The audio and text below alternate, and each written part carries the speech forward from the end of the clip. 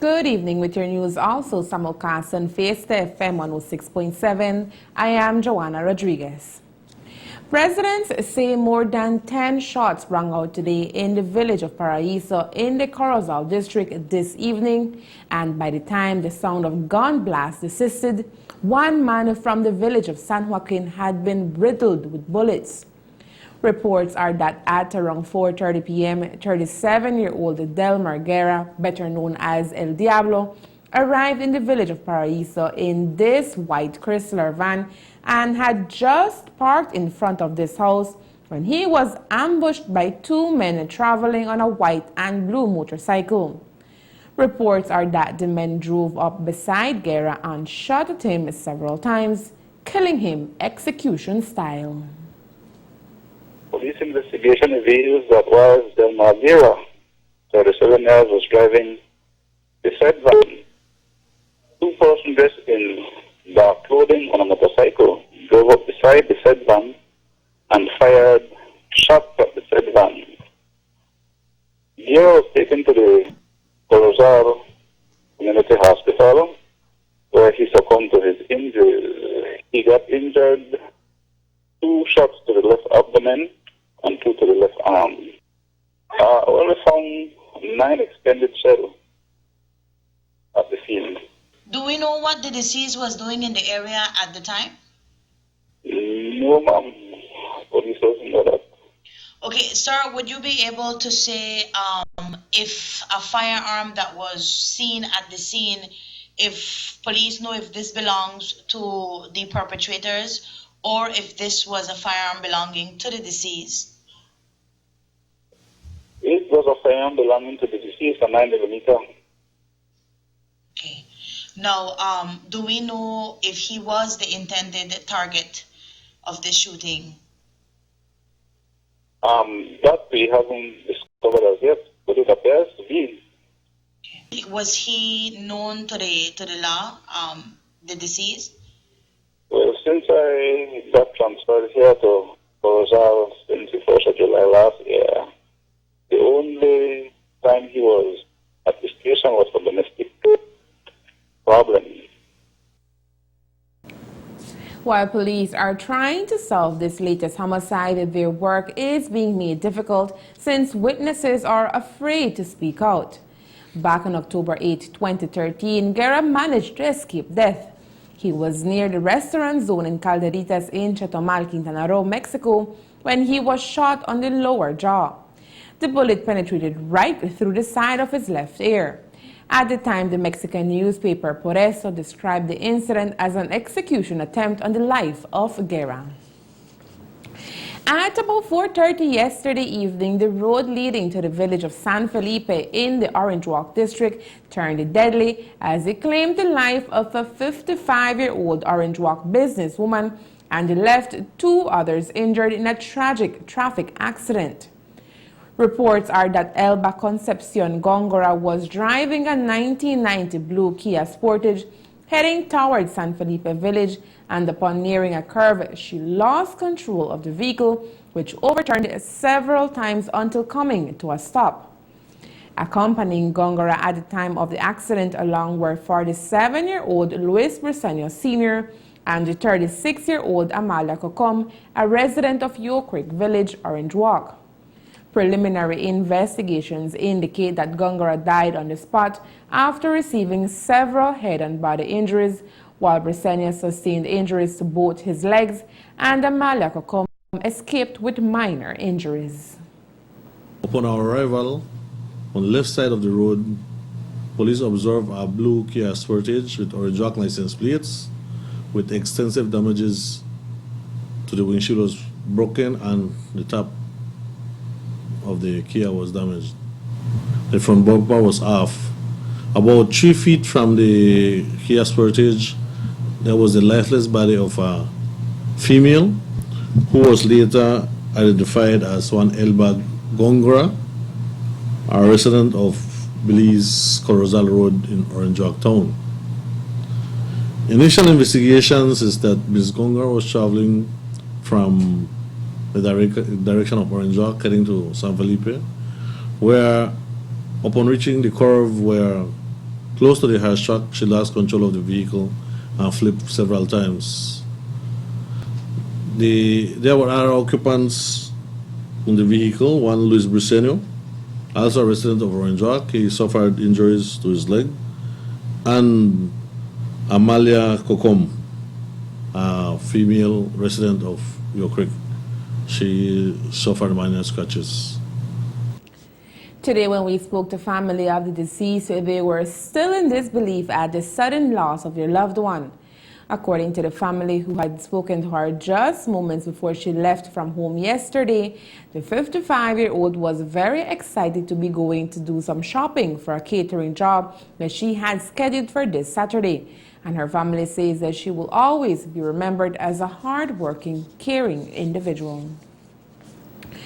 The family of 47-year-old Luis Briceño, who was involved in a fatal traffic accident that claimed the life of 55-year-old Elba Gongora, is tonight asking the public for assistance to cover medical expenses as their loved one is undergoing a series of medical procedures at the Carl Huchner Memorial Hospital. According to Manuel Güemes, brother of Briceño, he sustained several broken bones as a result of the traffic accident. Well, he has a broken ankle, which is shattered to pieces, and a femur, which is what we call the shank, that is broken in two. Actually, he has one of the bones sticking out through the skin, about probably 3 or 4 inches out of the skin. He also has his right leg and his thigh are also broken. Now, he had to undergo emergency surgery, actually this morning around 2:15 a.m., and they finalized the surgery around 5:30 a.m. The reason is because he has no blood circulation in the left foot, and they had to do the surgery to clear up and to repair the arteries, because his left feet was getting what we call black and blue, so poor circulation, and in order to do surgery, they had to ensure that the feet has proper circulation, blood circulation. That went well. Again, we got an update this morning and this afternoon, which the doctor spoke favorably on the outcome and mentioned that it looks good, it's going well. Based on that, then they will be able to operate on his left leg tomorrow. As Briceño undergoes several procedures to save his legs and allow him the opportunity to walk again, the medical bills are mounting, and the family is asking for the public's assistance to assist in any way possible. He's a well-known footballer in the past, playing football for the Cars football team, for the Juventus football team, and the Belize selection. So he's a well-known footballer, and hopefully friends and families can listen to the news, and hopefully we can garner some support, some financial support to assist with the expenses here at the Carl Huchner Memorial Hospital. I know we don't know what the amount will be, but more than likely it's just major, and hopefully we can see him walking again. I'm appealing to the community at large, especially in Orange Walk, to see if we can garner some support. Anyone interested in assisting the family of Luis Briceño is kindly asked to deposit donations to Atlantic Bank account number 221-274565 or under the name Chanel Güemes, or can call Briceño's brother at 610-0843. In a recent release issued by the International Monetary Fund, it indicates that the economic outlook for Belize has worsened since last year's Article 4 consultation. In order to shed some light with regards to this issue that is of grave concern for our country, the IMF team, spearheaded by Jacques Boga-Hagby, visited Belize from the 11th of May to the 25th with the purpose of hosting conferences based on the country's Article 4 consultation for this year, 2016. The team met with Prime Minister Right Honorable Dean Barrow, Financial Secretary Joseph Waite, Central Bank Governor Glenn Fordisagiri, private sector representatives, along with other government and central bank officials, for the meetings. After the entire visit concluded, it was established that Belize's economy is slowing at this point in time, while both fiscal and external vulnerabilities are increasing. Figures that were recorded in 2015 show that there was a decrease in oil production, and numerous shocks in the primary sector caused a reduction in the growth of GDP, landing it at 1%. The fall in energy rates and other commodities added to last year's deflation rate. The current account deficit for 2015 landed at 9.8% of GDP due to a fall in exports of oil and marine products by 9%.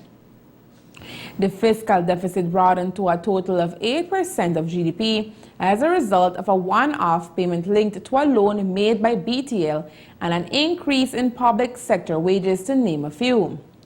On the other hand, this year's growth is expected to experience a decline of 0.5%, along with an average that is less than 2% in the medium term. In the absence of fiscal measures, rigid current spending is more than likely to result in high fiscal deficits as well as an increase of public debt burden. And while the current account deficit can see an improvement at a slow rate due to the repossession of exports, it would still remain high, affecting the international reserves. The report highlighted that, open quote, these vulnerabilities could be exacerbated by both domestic and external risks, such as the end of Petrocaribe financing, protracted period of weak growth in trading partners, and the challenges posed by withdrawal of correspondent banking relationships, end of quote. It was proposed that by having a sustained fiscal consolidation, which is of course supported by strong structural reforms, can possibly allow public finances to be placed in a better position. The main priority is to place public debt firmly on the downward path, which includes the raising of primary fiscal surplus to 4 to 5% of GDP by the year 2021. This, however, can be obtained by implementing strong revenue and expenditure measures. The family and friends of 24-year-old Pedro Alfonso Calles remains in despair at this point in time, for yesterday marked 3 weeks since he mysteriously disappeared from his neighborhood in the Louisiana area, Orange Walk. Calles reportedly left his residence at about 11 in the morning of May 4th to shop for groceries at a local store, but never made it back home. Ctv3 News spoke to Calles' aunt Dolores Sanchez, who informed us that the family has been doing everything in their power to locate him, but so far have been unsuccessful. Preguntaron a los amigos, a los que lo conocen, nadie lo ve, que hasta ahorita no hemos sabido nada de él. A su familia, como tiene hermanas en Camalote allá, le hemos avisado a ellos de que no saben nada, no saben nada de él. Y siguen buscando, siguen en busca. Ahorita mi hijo anda viendo quién, dando información, lleva fotos de él. Ella fue en COROZAL, llevó fotos en COROZAL, lo puso en el radio de Cayo, para ver si alguien sabe, pero hasta ahorita nada. Hoy tiene 3 semanas, hoy 3 semanas a las 11 de la mañana, fue el último día que yo lo vi cuando lo mandé a comprar en SP, como les digo a todos. Él es un muchacho que no se mete con nadie, como les digo a todos. Él hace mandado para todos los vecinos de este alrededor, va a comprar sus aguas, que va a comprar su gas, que va a comprar para mis musis, va a comprar sus cook para mis Mirna, ha ido hasta el banco a llevar dinero para mis Mirna, y es que él no se mete en problema con nadie, él solo de mandados él vive. Él no sale en ningún lado, como les digo a todos. Él acá es acá, pasa el día, puede ver fiestas del parque, fiesta allá afuera. Él acá está. Él no sale en ningún lado. And while neither the family nor authorities have received information concerning the whereabouts of Calles, the search continues. The family, however, is losing hope of seeing him alive and is once more asking of the public's assistance in finding the 24-year-old. Por el modo que yo veo que ya tardó y nadie lo ha visto, yo le digo a mi hijo, yo no sé si algo le ha pasado. Como les digo a todos, él no sé qué pensar, porque yo veo que nadie lo ha visto. Yo estoy pensando que tal vez ya me lo habrán matado por ahí o algo, porque la cosa es que nadie lo ha visto. Es lo curioso. Es que no sé qué pensar, señorita, no sé qué pensar. Es que no, ya no sé qué hacer. Sí, como yo dije aquí a veces al público, ¿no? Que sea el que lo conoce y que lo vea, que le dé información, que llamen en su número de mi hijo, que es el 670-1018, o avisen a la policía dónde está, ¿no? Es la información que cualquiera que lo ha visto cualquier hora que de la noche, que llamen a mi hijo para saber dónde está, porque ya la esperanza ya lo estoy perdiendo, porque tiene 3 semanas. Nadie sabe. Anyone with information in regards to Carlos's whereabouts is asked to contact the nearest police station or to contact the family at phone number 670-1018. Coming up next, public officers celebrate Public Service Day in COROZAL.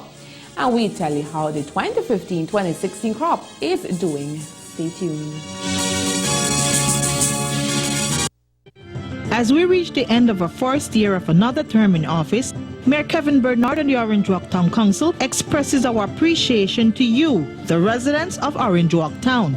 With your support and with your cooperation, we're the most respected, productive, and responsible municipal administration in the country. We're proud of this achievement and proud of our record in office. We look forward to another year of constructive and meaningful collaboration and service to you. We ask that you continue to provide us with your input and support as we continue to work for the betterment of our community and the upliftment of our people. In 2016-2017, the work continues. One people, one town council. Want to promote your business and increase your revenues? Advertise with Centaur on any of our 4 outlets. Ctv3 News, Despierta Belize, Fiesta FM Radio, and the Information Channel. Our rates are unbeatable. For more information, contact our sales representatives at 670-9177, 664-9438, 663-5585. 670-1275 or contact our office at 302-2216.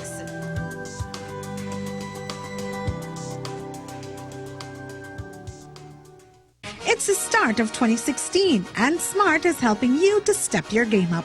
Trade in your working Digiphone that is struggling with data connection or your smartphone and upgrade to a brand new 4G LTE cell phone for the lowest prices we have ever offered. Come in and see if you qualify for a free 4G phone with your trade-in. Step your game up with a Pantech Marauder, Pantech Perception, LG Transpire, or Samsung S4 with free credit, free data, and free SIM card. Get connected to the fastest mobile network in Belize, Smart's Zoom Plus 4G LTE. That's right, the real 4G is here. So start the new year right and step your game up with a brand new 4G LTE device by trading in or upgrading today. Cause Smart, that love. Smart, bringing people together. Last week, we told you about the discovery of the skeletal remains of a male individual in the area of Cuatro Leguas near the border marker behind the community of Blue Creek. As we reported previously, the skeletal remains were suspected to have belonged to a Mexican or Guatemalan national, and the assistance of the Mexican and Guatemalan authorities was requested to continue in the investigation. While police are still unable to determine if the individual was murdered or if he died of natural causes, today police have an update on the case. According to Second in Command at the Orange Walk Police Department, Inspector Nicolas Palomo, Orange Walk Police believe that the remains could be of a Mexican national that went missing over a year ago. The skeletal remains of a male person. Preliminarily, we have a 65% match. It could be of a person who got missing about a year ago. That's July, a Mexican national. But we are waiting for the results of a DNA test so that we could actually say if it's him. As previously mentioned, police are awaiting the results of a DNA test to positively identify the remains found. As part of their monthly initiative to acknowledge police officers and present them with a token of appreciation for their commitment and dedication towards serving the community, the Orange Walk Police Formation held a short ceremony today with the objective of recognizing Police Constable Eugenio Oak, who has been working in the department for about 25 years, for doing a remarkable job throughout this entire month. I feel great to be recognized today as Police of the Month. Honestly, all police officers of this detachment or in drug should receive a Police of the Month award because all of them work very hard at this police station. Is there any advice that you would like to give to other officers who are planning to follow in your footsteps? Well, yes, I will encourage them to do the correct thing, work more hard, although they're working very hard. And one of these days, they will achieve this Police of the Month award. The ceremony also included a short inspection of uniform, which was done by the supervisors of the Orange Walk Police Formation. Today is commemorated across the country as Public Service Day in honor of the men and women who were employed by the government of Belize. This year, public officers were honored under the theme, Our Public Service, a Pillar of Belize's Growth and Development, or hallmark efficiency and professionalism. In COROZAL, the government workers came together at the Central Park where an information fair was held. The event featured the 28 booths all filled with valuable information. One of the booths that caught our attention was the one belonging to the National Forensic Science Service. Today we are celebrating the National Public Service Information Day for COROZAL District. And we have here today 28 departments showcasing, giving out information, giving out flyers, and any service that is at hand, we ready to offer as well. We as the public officers, we are here to serve the public, and we are here to give all the information necessary to accomplish our goal as public officers working in the public service sector. The main attraction for this day is forensic. Forensics is the first time that they are attending the public information booth here in COROZAL, and it's good, very good. For example, say you want to know about a post-mortem or things like that, or how you go about detecting handprints and things like that. They are serve us and give us information as well. The National Forensic Science Service is a department that is comprised of sub-departments, which are laboratory, medical examiner's office, and the scenes of crime. Each play an important role to solve a crime. Well, it's actually called the National Forensic Science Service Department now, because now the scenes of crime falls under our umbrella, as well as the medical examiner's office. The scenes of crime would be your first point of contact on a crime, so they work with the police officers, they collect crime exhibits, then the exhibits are taken to the laboratory, where we have 3 sections. We have the firearms section, the biology section, and the chemistry section. The firearms section does firearms and firearm-related material, so bulletproof vests, imitation guns, and obviously firearms and ammunition. The biology section does what you call S cases, which has to do with sexual assault cases. So they do semen, they do presumptive tests and confirmatory tests for semen, but anything for DNA is sent out to a laboratory in Miami. They do B cases, which has to do anything with aggravated assault, stabbing, shooting, anything that has to do with blood. The chemistry section, they do alcohol, so the alcohol concentration in your blood and urine. They do drug analysis, so they do identification of marijuana, of cocaine, of methamphetamines, heroin. And they also do synthetic drugs. The medical examiner's office assists in solving the case through forensic anthropology, or the identification of human remains. Well, the medical examiner's office is to determine the cause of death, right? We focus mostly on what is the post-mortem examination, right, and determining the cause of death, right? Either can be an accident, can be a suicide, a homicide, it can be a case which is undetermined, or it could be even cases which are natural deaths. Forensic anthropology has always been a part of the forensic science services, but now we're putting a little bit more emphasis on it, on trying to do a more detailed examination of the human bones, human remains, in order for us to solve crimes. Our duty is to assist in solving crimes, especially determining identity of human remains based on the anthropological features. Next year, Public Service Day will be celebrated in the Orange Walk district. And there are more stories ahead, but first let's take a look at the weekly crop review. This weekly crop review is brought to you by ASR Group, Belize Sugar Industries Limited. For week 24 of the 2015-2016 sugarcane crop season, the factory milled 49,979 tons of cane. So far, for the 24 weeks of crop, the factory has milled a total of 1,110,795 tons of cane. That is 75,359 tons less than what was milled last year, when the factory ground 1,186,154 tons of cane. Taking a look at sugar production, 5,903 tons of the sweetener was produced for week 24 and a total of 112,160 tons during the 24 weeks of crop.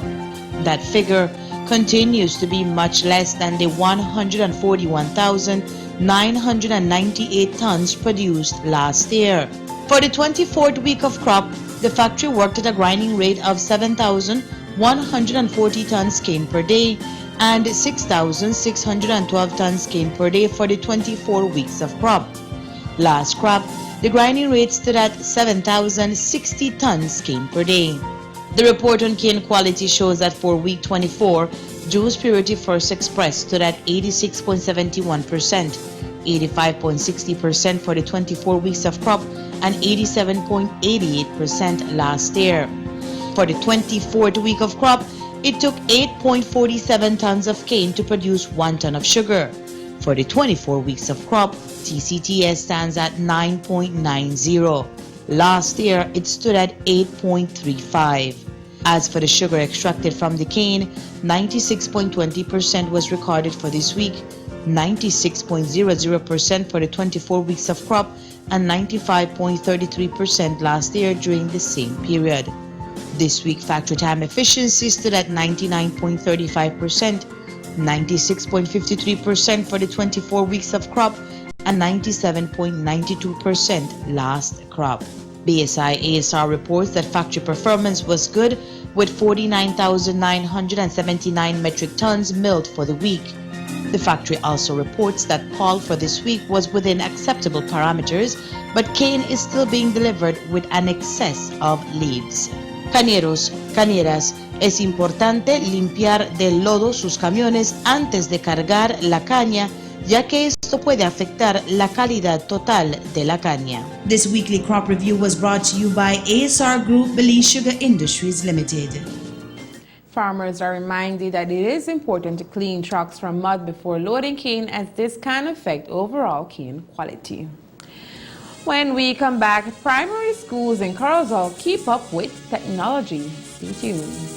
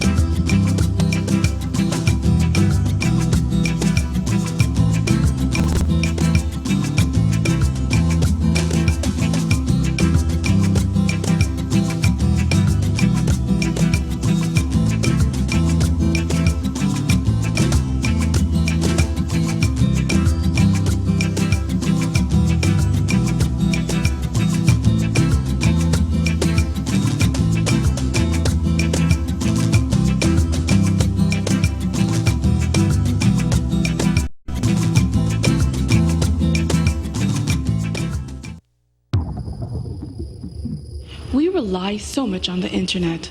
Shouldn't it be effortless? With Smart 4G LTE, experience an uncomplicated, smooth, accessible network of speed and reliability. Changing the face of mobile internet in Belize. Smart's 4G LTE has low-cost packages to suit your personalized internet needs, starting at only $35. And also offers specialized social media packages for as little as $15 for an entire gig. Dial Star Data to purchase a package. Visit your nearest Smart showroom or visit us online for more information.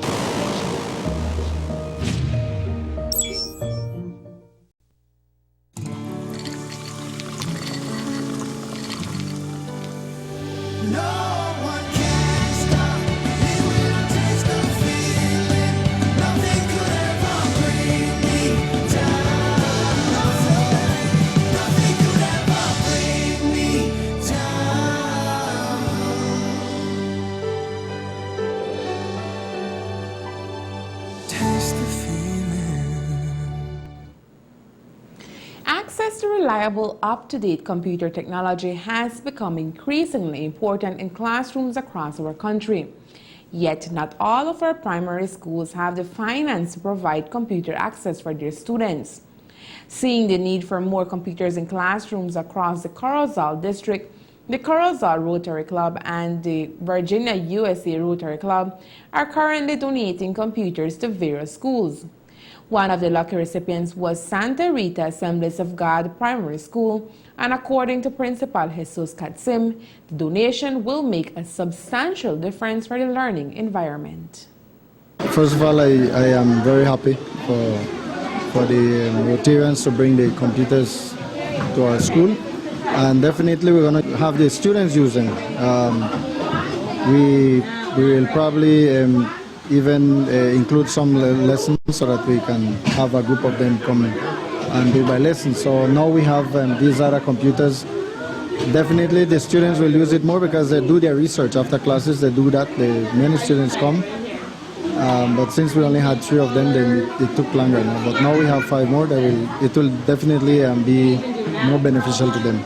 Like now, has this school or does this school have a computer program as a subject? No, not we don't have one as a subject as yet, because with 3 computers we can't really have a computer class.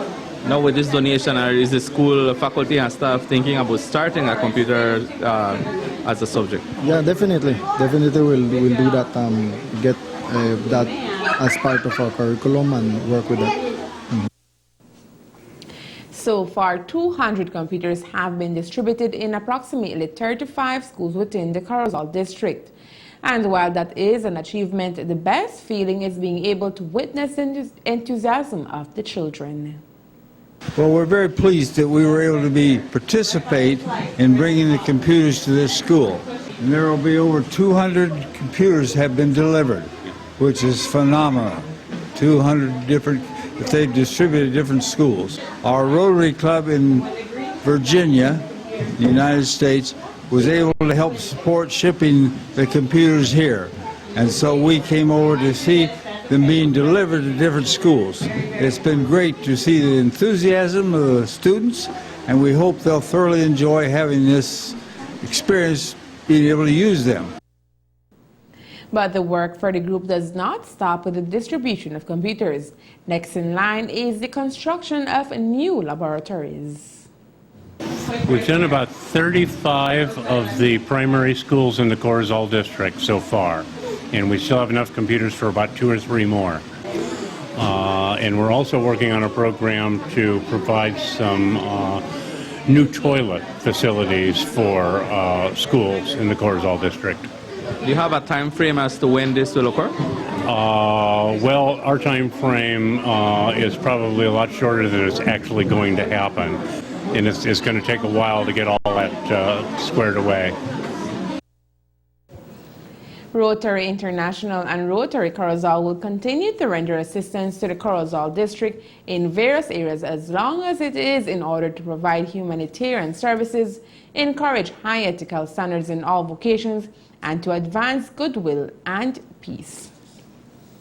And that's the news. We invite you to join us for another newscast on Friday, May 27th, here on Ctv3 and Face FM 106.7. Remember that to read a text version of the news, you can visit our website at ctv3belizenews.com. You can also log on to our Facebook page for current stories at facebook.com/ctv3belizenews. From all of us here at Ctv3 News, thank you for watching and listening. Good night.